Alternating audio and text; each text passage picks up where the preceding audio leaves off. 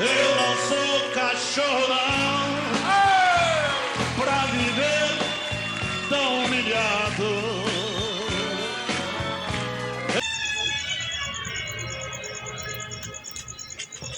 2 anos depois, mudou-se para Fortaleza, na capital cearense. Ao lado do pianista Oliveira Júnior, continuou fazendo pequenas apresentações até ter diagnosticada a doença que o levaria embora. Eu não sou cachorro não, para ser tão desprezado.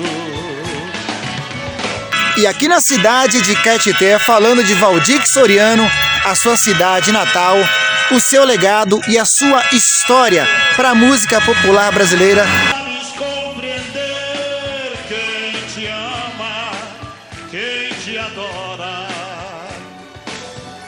Tu só sabes. Filho ilustre da cidade de Caetité, Valdir Soriano é um legado da história da música brasileira. Maltratar-me e é por isso que eu vou embora.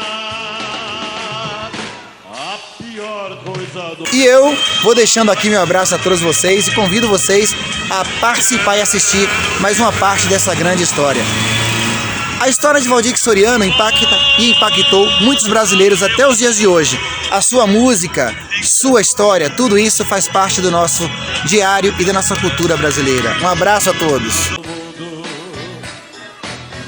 Ama sendo engamado, quem despreza um grande amor